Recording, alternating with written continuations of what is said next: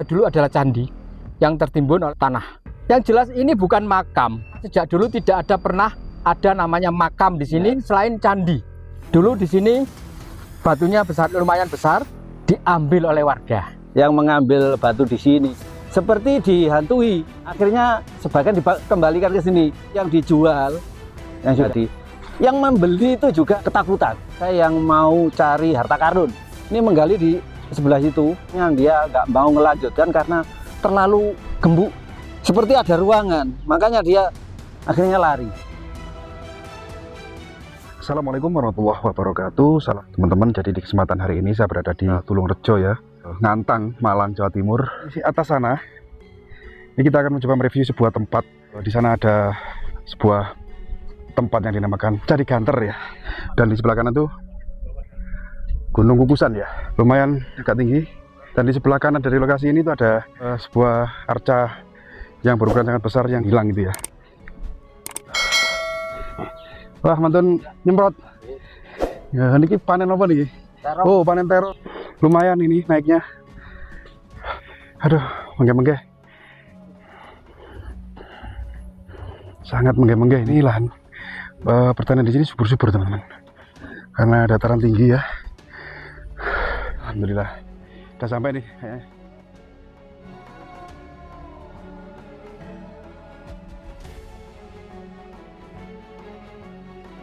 Saat ini kita berada di satu ketinggian di Dusun Ganten, Tulungrejo, Kecamatan Ngantang, Malang. Kita berada di satu ketinggian yang mana sejak dulu diyakini oleh sesepuh-sesepuh desa dengan sebutan candi. Iya, candi. Sebutan candi. Sejak dulu, sejak era-era Mbah Buyut menyebutnya dengan wilayah candi. Diduga bahwasanya ini dulu adalah candi yang tertimbun oleh tanah. Ini adalah batu-batu candi dengan dari andesit yang jelas, kemudian masih ada kokot, jadi bentuk pengunci di sebuah candi. Namun sayangnya, mohon maaf, sedikit masalah bagi saya pribadi bersak kasun ini. Yang jelas ini bukan makam. Tidak pernah, sejak dulu tidak ada pernah ada namanya makam di sini atau nama lain selain candi. Keyakinan kita dan juga hasil penelitian kita, ini dulu adalah candi pendarmaan. Siapa yang didarmakan di sini adalah para korban perang Ganter, era penyerbuan Tumapel ke Kediri, ke lokasi peperangan antara Tumapel ke Kediri. Nah, ini diyakini sebagai candi pendarmaan para korban perang. Dan saat ini bisa dilihat di sini. Batu-batu candi yang ditemukan di sini, ini digali, itu masih banyak membentuk satu struk ke bawah. Dan BPCB atau sekarang jadi BPK 11 Jawa Timur sudah pernah datang ke sini, melakukan evakuasi di sini, tapi belum ada pendanaan, dihentikan. Mereka BPCB maupun juga menengarai ini adalah candi, bangunan susunan candi yang ada di sini. Nah, dulu di sini ini banyak sekali batu-batu semacam ini, malah lebih besar. Di area ini ada banyak sekali pondasi-pondasi atau bentuk-bentuk bangunan yang terasiring yang membentuk susunan candi. Dulu di sini batunya besar, lumayan besar, lebih besar dari yang ini. Kemudian diambil oleh warga untuk dijadikan cobek. Artinya kemudian cobek itu dijual kan sebagai baku kerajinan cobek dari batu, batu candi. Dan itu masyarakat segini ya yang mengambil kemudian dijadikan cobek untuk kerajinan cobek untuk dijual belikan. Jadi saya lanjut untuk cobek yang mengambil batu ini, dia itu seperti dihantui, dilempari batu sekitarnya. Waktu membuat itu ada batu jatuh sekitarnya, akhirnya sebagian dibalikan ke sini, dia nggak berani. Jadi yang dijual, yang sudah jadi, yang membeli itu juga ketakutan. Jadi akhirnya yang berani ngambil sampai sekarang masih utuh.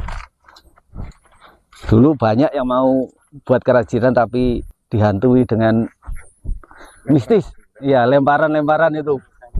Ya, ada yang ganjil. Ya, ada. Di sini masih di bawah itu juga Ada terakhir yang di situ tumpukan batu. Ya. Jadi ini membentuk semacam piramid ke atas.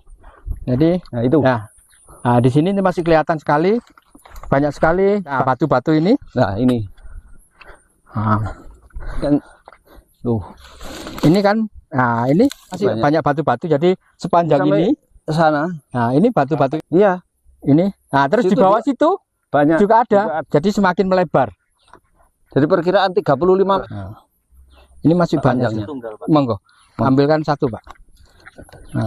Nah, ini kan batu-batu yang ada kunci. Berpola, kuncinya, ada kokotnya. Sama.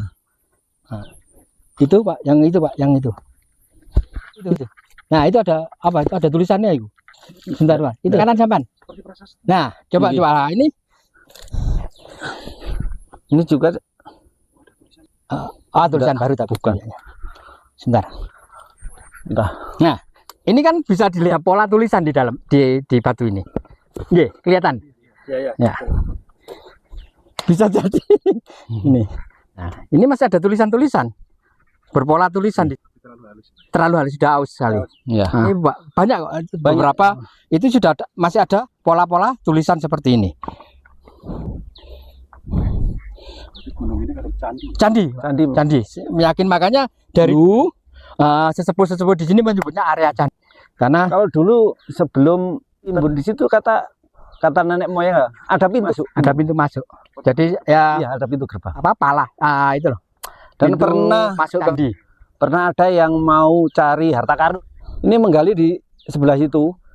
Dalamnya 1,5 meter, nggak mau melanjutkan karena terlalu gembuk, takut jeblung. Terlalu gembur tanahnya. Ya. Karena kan biasanya keras. Seperti ada ruangan. Akhirnya lari. Dan dapat yang saya kasihkan gambarnya Pak Seto. Dapat lingga itu aja. Ada, nanti bisa dilihat. Beliau masih menyimpan arca totok kerot dan lingga. Memang diambil dari sini, kemudian diamankan. Sekarang ada barang. Masih ada di sana. Diamankan oleh beliau karena kalau ditaruh di sini hilang lagi. Seperti yang saya katakan tadi, Ganten ini adalah area antara Tumapel dan Kediri ketika era Raja Sangawrabumi yang kita kenal dengan Arok mengalami Jayanegara atau Dandang Gendis. Area peperangan adalah sekitar sini, sehingga di kampung Ganten. Di Ganten, Kertanegara, atau Dandang Gendis ya. Nah, oleh sebab itu maka kita meyakini bahwa kalau ini dibongkar, BPCB atau BPK 11 kemarin juga mendengar ini adalah candi. Cuman karena belum ada biaya untuk evakuasi, maka sementara ini masih dibiarkan. Dan mohon maaf, 2-3 tahun yang lalu bukan bentuk perkebunan tomat semacam ini. Dulu ilalang. Iya, ilalang sudah 2 tahun ini dimanfaatkan lahan ini untuk perkebunan semacam ini. Kalau dulu enggak, kita awal-awal menggali itu masih dalam bentuk rimbunan satu yang cukup boleh dikatakan di sini mengatakan cukup punya energi yang biasa, atau bahasa Jawa itu angker. Jadi dulu orang yang berani naik ke sini. Kalau tidak ada kepentingan yang mendesak, dilarang untuk naik. Dulu ini angker.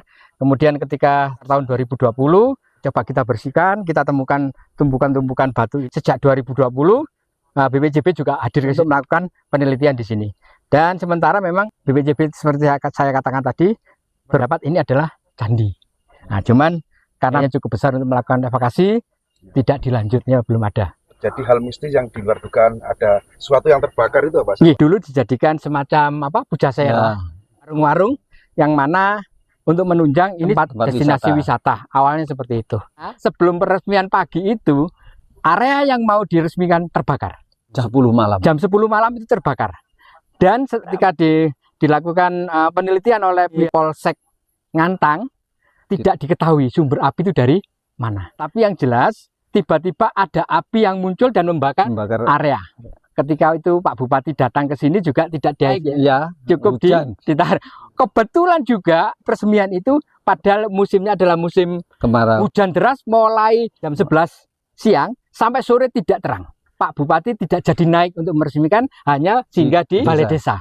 itu real, bukan cerita yang mengada-ada. Kemudian pengrajin cobeknya ya ketika menggunakan batu yang ada di sini, ya ada saja kejadian-kejadian yang membuat ketakutan. Nah, itulah ya, itu kejadian nyata, Real.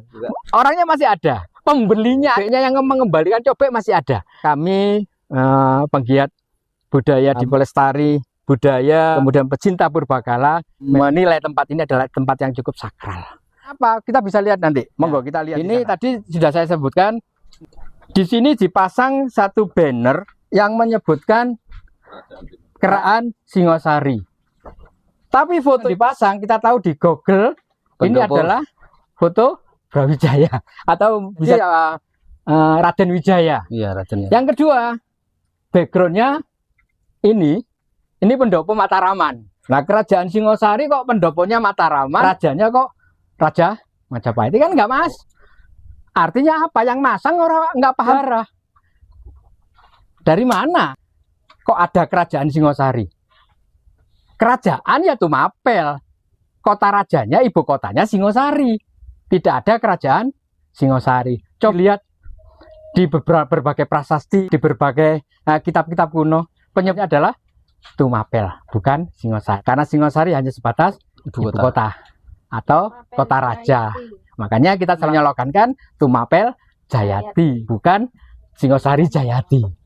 Ini nanti Pak Kasun tolong yang hutan dikasih pemahaman lah. Nanti ini sempat sama teman-teman pegiat ini sudah dibalik ini. Artinya karena nggak pas ya. Tapi kenyataannya dikembalikan oleh yang bersangkutan. Itu papan nama kemarin sempat dilepas, ternyata dipasang lagi. Nah, hal semacam inilah. Kalau ini sejarahnya akan berbelok.